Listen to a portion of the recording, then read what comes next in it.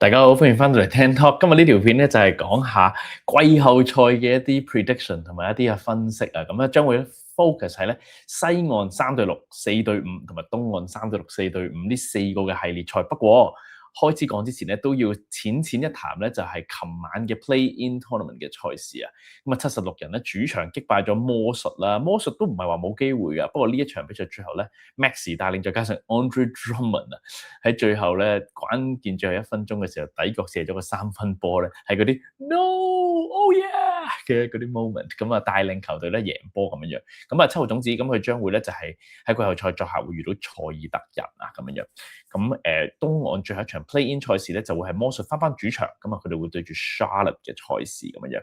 咁至於西岸咧可能重要啲嘅 Play-in 賽事咧就係兩隊老臣子嘅對碰啊，快艇主場喺上半場咧一路都領先得幾好啊，去到第3節開始 Steph Curry 發力啦，第4節咧 Draymond Green 守啊 Kawhi Leonard 真係守得非常好 ，Al Horford 射咗4個3分波，再加上 Steph 一個 closing 嘅3分，成件事情咧我睇落去嘅時候咧，作為一個即係球迷咁嘅感覺，其實反而係有少少傷感啊！即係覺得哇，真係呢班老臣子咧，勇士呢班波咧，即係如果有 Jimmy Butler 就好啦。即係其實佢哋而家建構出嚟嘅陣容咧，真係就係欠佢一個咯。即係本身就係而家終於難得揾到兩個好打得好有實力嘅 Stretch Five，Al Horford 同埋 Kristaps Porzingis 嚟去拍住呢隊波，即係將咧當年賽特人贏冠軍嗰兩個咧鉗咗佢過嚟，然後配住其實 Draymond 加如果係 Jimmy Butler 加 Curry， 然後 Let's say Podziemski 又好，或者係其他嘅後衞，當然仲有 Moses Moody 啦，我哋大家都掛住。咁但係即係成個陣容如果係健康嘅話咧，其實真係好 make sense 嘅一件事啊。咁well 不過即係享受得一場啦。咁啊佢哋咧就喺最後一場 Play-in 要作客去到鳳凰城，要贏埋先至可以出線咁樣樣。OK，咁踩入去咧就係兩邊嘅3、6、4、5嘅 matchup 啊。先講就係東岸嘅情況啊。咁每一個系列賽咧，我都分開咗3、4張 slide 嚟去講啦。首先係一啲 headline，即係啲頭條上面嘅嘢啊。紐約同 Atlanta 呢個系列賽咧，第一樣嘢令我諗起咧最刺激期待嘅咧係後衞防守上面嘅嘢，因為其實紐約大家都知道嗰個進攻火力就係Jalen Brunson 嗰度啦，主要係咁，但係Atlanta 係有兩個，尤其係即係上年好出色嘅防守 Dyson Daniels， 再加埋咧今年加盟嘅 Nickeil Alexander-Walker 都叫守得下波啦，幾好啊！呢個 matchup， 即係如果睇 Dyson Daniels 全場緊盯住Jalen Brunson 咧，一個幾好睇嘅 matchup。Dyson Daniels 咧唔係最快嗰種球員，但係佢有 size 有 length， 可以做到啲 shot block 啊，可以偷下波啊咁樣，即係呢啲嘢咧全部都係 Dyson Daniels 可以做到嘅嘢咯。咁第二個點就係我覺得 New York 本身呢個系列賽應該係壓力大啲嘅一隊波 ，Atlanta 應該係打得好防先至啱嘅。咁但係其實你睇佢今年嘅今年嘅即係戰績嚟講嘅話咧，雖然係3對6啊，但係其實Atlanta 咧如果冇 Trae Young 嘅話咧，其實係一隊50勝嘅球隊，44勝28負啊。今年有 Trae Young 咧係2勝8負咁樣樣，咁所以 overall 嚟講嘅話，呢隊波其實係真係一隊好後生、好 upcoming 可以打得好防嘅一個系列賽咯。offensive 同埋 defensive 嘅 rating 咧兩樣嘢 New York 都係好啲嘅，即係明顯咧，即係能夠可以喺進攻防守全聯盟都排到 top 7咧。New York 其實今年嘅表現咧都叫做係符合大家即係一開始覺得佢哋係一隊即係 borderline contender 嘅情況。咁至於 Atlanta 咧，雖然佢譬如你有 Jalen Johnson 啊、CJ McCollum 啲相對出名嘅球員係進攻多啲，但係其實 overall 嚟講佢哋防守咧，尤其又係嗰句啦，冇咗 Trae Young 之後咧，防守上面咧佢哋係真係幾稱職嘅一隊波啦，喺 top 10咧聯盟裏面。一啲 matchup 上面嘅嘢啦 ，Jalen Johnson 第一次打入即係季後賽，第一個真正佢做大佬嘅季後賽，就要對住對面有3個咁好嘅 wing defender，Mikal Bridges、OG Anunoby 同埋即係 Josh Hart 咁樣咧，係有啲辛苦。令我諗翻起有少少似咧Tyler Hero 啊，喺熱火裏面咧，即係 Jimmy Butler 走咗之後 ，Tyler Hero 第一次做明星進入到去季後賽就即刻要遇着騎士啊，好似係咁，即係成個 matchup 上面係好難搞、好難打嘅。咁所以睇下 Jalen Johnson 咧係一個咁樣嘅 set， 有少少似佢嘅情況，有少少似譬如拓荒者嘅Adria 咁樣，即係兩個都係新嘅 All Star 球員入到嚟季後賽要做大佬，睇下可以做到啲乜嘢咁。咁佢嘅有少少 support 嘅，即係喺季中喺 Trae Young 個交易裏面換咗 CJ McCollum 過翻嚟咁樣樣啦。咁佢有佢嘅經驗啦，有 shot creations 啦。NAW 都有啲季後賽經驗嘅，不過就即係今次呢個經驗當然就係即係一個 much 即係一個完全一個全新嘅角色啦，一個 role 咁樣啦。咁跟住就係即係我諗喺 matchup 層面上面，我諗概念上New York 係大啲嘅呢一隊波，無論係中鋒嘅位置啦，佢哋有 Cat 同埋有 Mitchell Robinson 都係比 Atlanta 用開嘅中鋒大，再加上咧喺後即係 New York 個 wing 亦都應該會大過 effective 過即係 Atlanta 嘅 wing players in general 咁樣樣啦。咁所以 overall 嚟講嘅話咧，我自己覺得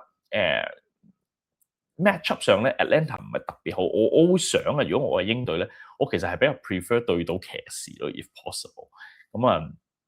騎士係一隊，即係反而你可以用你嗰兩三個後衞去鉗住 Harden 同 Donovan Mitchell 撳低佢咧，咁其實就唔知有啲咩板斧可言嘅啦。咁New York 咧係整體即係實力穩定啲嘅一隊啦。Brunson 真係有佢嘅 big time，即係再加上上年其實都係東決嘅球隊啦。我覺得啊，即係佢哋係 in a mission to go far 嘅，即係理論上除咗佢哋同 Boston，即係佢哋應該要係 right up there，應該係喺東岸裏面排到即係入決賽賠率或者機會率最高嘅一兩隊球隊當中。不過其實上年季後賽咧，無論係對住 Detroit 咧第一圈，定係第三圈對住 Indiana，你都可以 argue 咧，其實 New York 個 talent level 係高啲，但係佢哋就唔係打得特別好啦喺季後賽。咁當然而家有新教練 Mike Brown 喺度啦，即係 instead of Tom Thibodeau，即管睇下 New York 可唔可以把握到。咁但係因為呢個唔係好容易食到 inferior talent 呢件事情咧，我就想估 New York in 6 games。OK， 咁跟住咧，東岸4-5組合啊，騎士對住 Toronto 嘅系列賽咧，我就即係 headlines-wise，當然就係第一次見到 Donovan Mitchell 同 James Harden 一齊打季後賽啦。咁騎士嚟講嘅話，其實有咗 James Harden 同埋冇 James Harden 咧喺offensive 同埋 defensive 嘅 rating 咧，睇呢一版你可能會睇得到嘅，即係你見到喺進攻 rating 上面咧，佢哋會多咗，防守 rating 會渣咗咁樣樣啦。咁呢個都唔係咁 surprise 嘅，即係你可以話好 sort of 好正常咧。James Harden 係會，即無論係佢本身嘅實力上面啦，定係佢帶領，即係佢嘅 style of play 咧，都係會比較多 possession 啊，比較多嗰種應該話比較多 points on the board 咁樣樣啦。咁至於純戰績嚟講嘅話咧，有 James Harden 咧19勝7負啊，咁73% 嘅得勝率啦，比起咧冇 James Harden 得59% 嘅戰績咧，即係 Harden 都係即係喺純戰績嚟講嘅話係有 positive effect。咁當然個 sample size 就少啲啦，咁但係即係一個小參考啦。咁至於速龍嚟講嘅話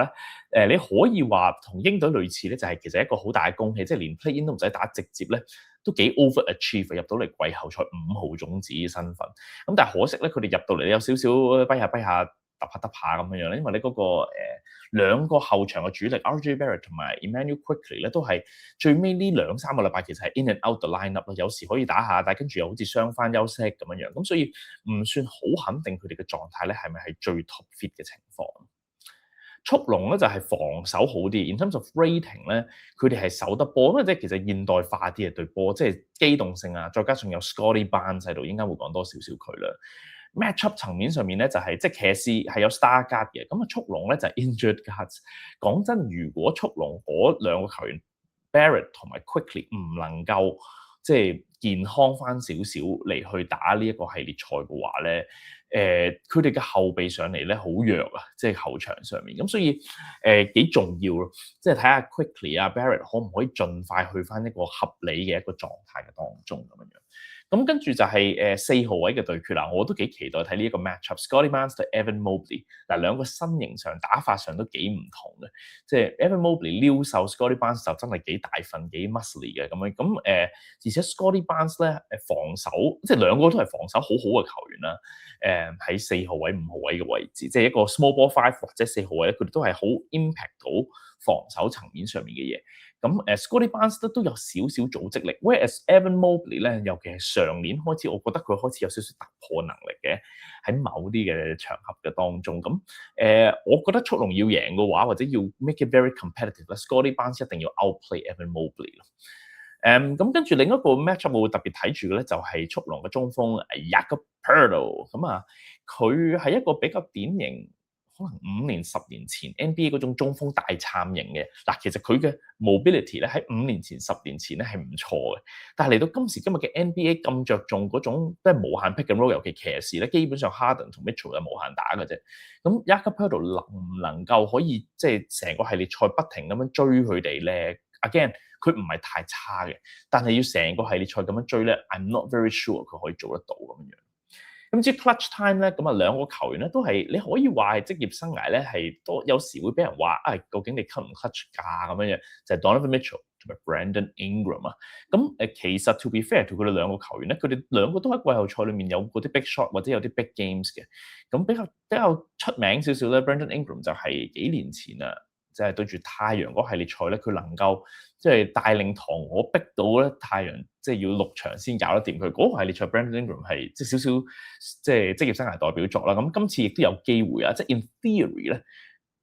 唔係咁多騎士嘅球員應該可以 mark 到佢嘅，即係佢哋最好嘅 perimeter defender 可能係 Keon Ellis，咁但係 Keon Ellis a little bit too small for Brandon Ingram 咯。咁所以 Brandon Ingram 呢個身形嘅狀態應該係可以嘗試，即係 let's say 對住 Max Strus，咁 Max Strus 係有大份啲硬淨啲嘅，咁但係 Brandon Ingram should be able to make 一啲 tough shot 咁樣。咁講到話，譬如 let's say Max Strus 啊、Keon Ellis 咧，騎士嘅 bench 咧會係呢一個系列賽，我覺得最大嘅分別咯。呢隊波嗰個深度咧，比起速龍嘅深度明顯係有一個分別喺度。即係我覺得如果你純粹話正選5人咧，個 talent 上面咧，速龍唔太差嘅。咁但係計到即係後備咧，譬如你數完正選嗰5人之後，後備理論上騎士有Sam Merrill 啦，有 Jalen Tyson 啦，有 Keon Ellis、Max Strus 可能係正選嘅，咁啊 Dean Wade 啦，可以有 Dennis Schroeder 啦，好多呢一類型嘅球員可以出嚟頂一啲嘅 minutes 咁樣。咁最後個 prediction 嗱，騎士我就唔覺得係啲咩 super team 或者一定係 unbeatable，但係講真，如果對住速龍咧，係真係一個幾好嘅 matchup 嚟嘅，即係唔算話咁健康或者唔算係咁 experience 嘅球隊，可唔可以啊？從騎士角度嚟講，即係有少少即係趁呢個機會咧，打一隊其實唔渣實力，但係可以打到個 flow 出嚟咁樣咧，咁所以我想揀騎士 in 5 games，但係如果想長少少嘅話咧。Scottie Barnes 要打得好屈機啦，即係唔係話佢要得分好好，但係佢要成為呢個系列賽最 impactful 嘅球員咁樣咯。佢係咪去到嗰個 level？我亦都想打個問號咯。始終呢個系列賽都有 Donovan Mitchell 喺度咁樣。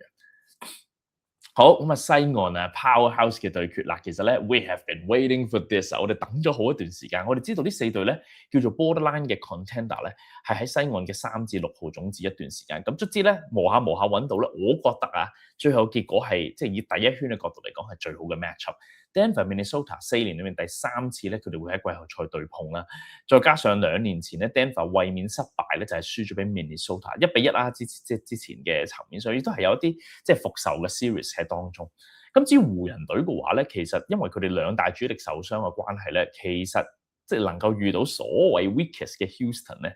Houston 自己都有 Fred VanVleet 傷咗成季啊，佢哋都傷咗 Steven Adams 啊，佢哋都有佢哋自己即係有少少即係唔夠腳嘅情況咧。我覺得實力層面上面係近少少咁樣。咁值得一提咧，即係雖然即係常規賽已經係 behind us，但係咧其實值得一提咧就係 Denver 喺最後一場嘅賽事咧，佢哋有所謂嘅 mini tank 嘅，除咗 Jokic 之外，其他正選球佢全部收起晒。咁但係可能 Jokic 真係太勁啦，即係就算係咁都好咧，佢都照贏到馬刺。因為如果其實佢輸咗嗰場嘅話咧，佢哋就會跌咗落4號，就會即係對住火箭 instead。咁有啲人就係講話，哇，其實會唔會當時佢哋即係 mini tank 即係收埋啲正選就係覺得，喂，我對火箭都冇所謂啊，可以啊咁樣。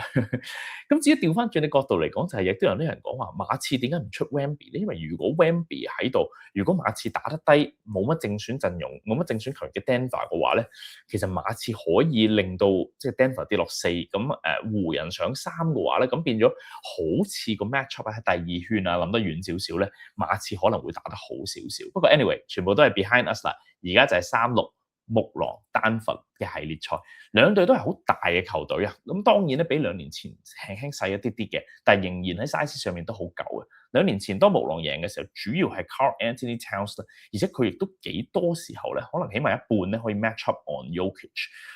另外一半就係 Gobert 或者係 Naz Reid 咁嘛。咁而家冇咗 Cat，講真你好難啊！即係 in theory Cat 嗰個防守咧 one on one 可以頂咗佢出嚟，一定係多過 Julius Randle 嘅。咁所以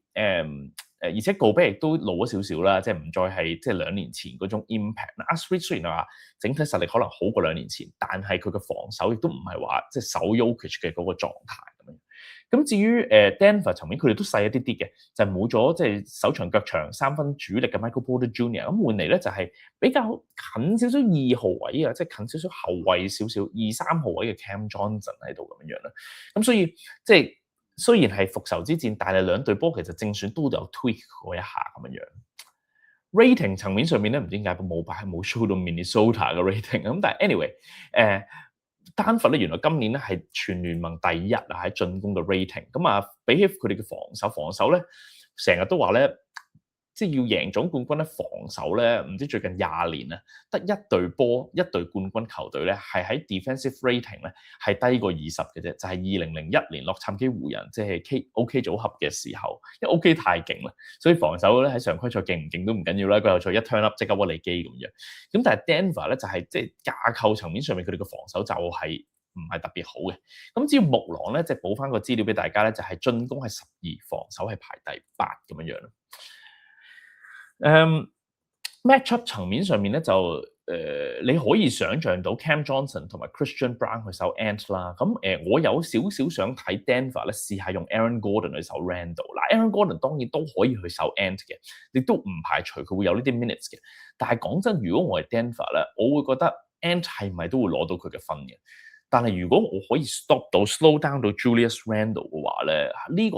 樣嘢係會令到木狼隊根本未必夠分咧嚟去同即係 Denver 一平咁樣。咁所以我可能會寧願用 Aaron Gordon 去守 Julius Randle， 傳統少少兩個4號位相即係大家 mark 住咁樣。同埋另一個角度就係如果你將 AG 調轉嚟講啊 ，AG 去守 Ant 嘅話咧，真係冇乜人咧去守到 Julius Randle， 即係好難揾 Cam Johnson。Cam Johnson is too small 去守 Julius Randle 咁樣。咁至於另一個角度咧，去守 Jamal Murray 嗰個 pick and roll 咧，即係喺木狼嘅角度就真係 perfect series，因為佢哋換到即係 Dosunmu 翻嚟咧，多咗個球員咧，有佢同埋有呢一個 DiVincenzo 去守 Jamal Murray 嘅 pick and roll 啦，幾好嘅 matchup。Dosunmu 夠快啊，夠後生咧，可能係可以 challenge 到 Jamal Murray。Jamal Murray 都唔係冇前科啊，佢一係咧對住湖人咧就大屈啦，但係對住其他球隊咧，佢喺季後賽都唔係話特別超級穩定嘅情況。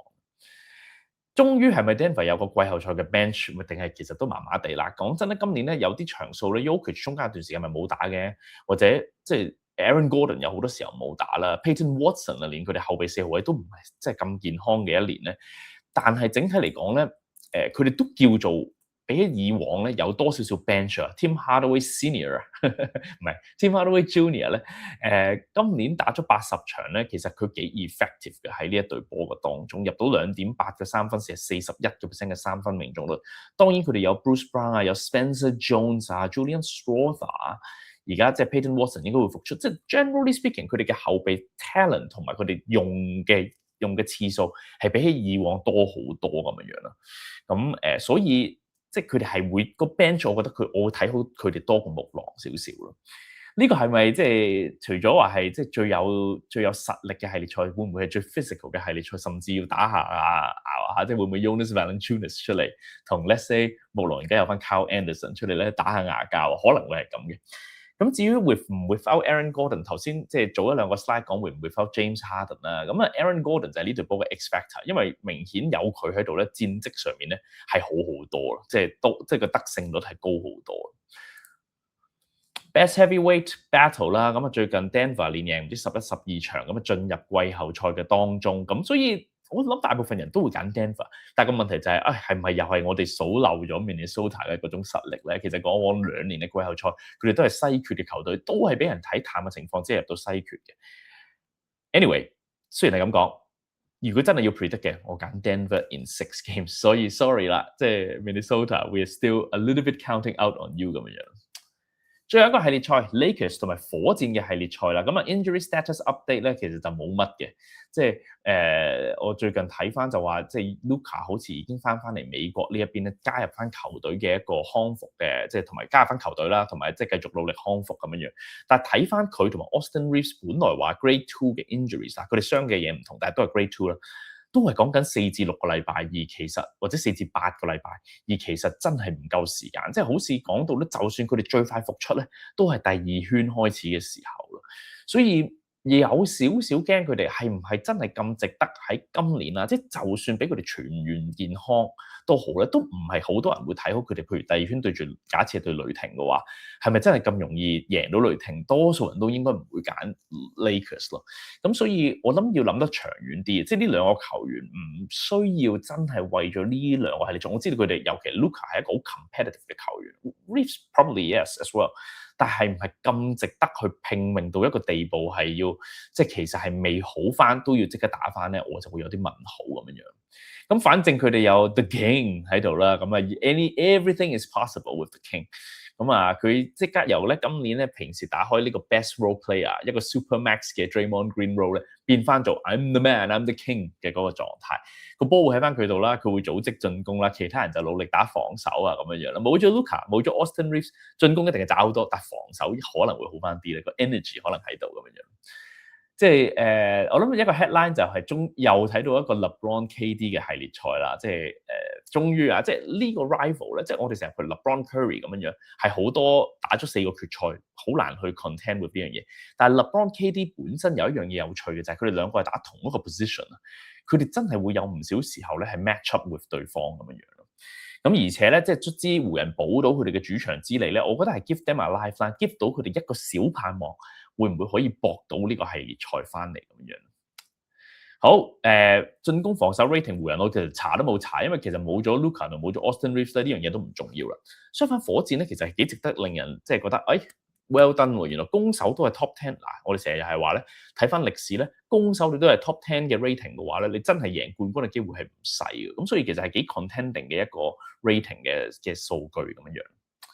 Even without Steven Adams 咧，火箭都係一個好籃板上面好屈機嘅球隊啊！咁啊都可以話係對於 DeAndre Ayton 嚟講係一個幾 nightmare 嘅 matchup 啊！即係對方係硬淨係咁冚人嘅嗰啲，即係正就係對住 Capella。因為如果大家有印象咧，喺季中嘅時候咧 ，Ayton 有講過一句就係話，即係湖人想令到我變成 Clint Capella，Clint Capella 就話你有2-3個咁勁嘅 playmaker， 你唔好講咁多嘢啦咁樣。咁真係睇到佢哋兩個 matchup，which is very good。咁啊 ，Houston 係打得慢啲嘅，即係成個 pacing 上面咧 ，Houston 不嬲都唔係想打快，咁所以其實對於即係好重要喺呢個系列賽 ，LeBron 同埋 Marcus Smart 兩個其實都老啦，咁所以火箭嘅慢咧，反而係對湖人係有少少着數，呢一個湖人係有少少着數，所以我反而係覺得，即係火箭可唔可以呢個系列賽咧有少少扭轉佢哋平日嘅打法，譬如 Amen Thompson 啊，同埋佢其他嘅 wing player 咩 Tari Eason 嗰啲打快少少，推快攞翻啲 fat easy basket 翻嚟咁樣樣。In theory，Amen Thompson 嘅 athleticism 同埋 Sengun 咧對住譬如 Ayton 咧係應該有個好大嘅 advantage 咯。Houston 其實都係一個好好嘅 form，雖然冇丹佛咁屈機啦，但係唔知最近10場都贏9場啊，即係一個好明顯係一個狀態好好嘅球隊。所以即係為免夜長夢多，唔知 Reeves 同 Luka 幾時翻嚟咧？如果我係火箭，我會挑戰頭2場作客都要贏啦，盡量贏，因為理論上 in size、in length、in talent， 火箭都係好啲嘅一隊球隊。不過LeBron 就係咁勁嘅 ，in the king sense 佢特別勁咧，就係對帶住啲渣啲嘅 talent 嘅球隊咧，LeBron James 都係特別強勁咁樣樣。咁我揀火箭 in 6 games， 不過呢個系列賽擺明車馬咧，就係一個好大嘅 asterisk， 即係一個好大嘅一個問號或者一個唔肯定嘅因素，因為你唔知道佢哋兩個 Reeves 同 Luka 會唔會其中一個，甚至兩個都會復出。因為如果會咧，咁成個系列賽完全唔係嗰個狀態咁樣樣。OK， 咁啊呢個就係好快咁講咗咧兩邊嘅3、6、4、5嘅系列賽啦。你又點樣 prediction 咧？歡迎你喺下面 comment。我想聽大家對於呢4個系列賽理論上都好好睇嘅系列賽，唔係咁容易 predict 嘅系列賽咧。我想聽大家嘅 prediction。咁歡迎喺下面 comment 啦。中意呢邊記得 big like 同埋記得 subscribe 呢個 channel， 更加多 NBA 廣東話 YouTube 嘅分析。好，下條片見。Cheers。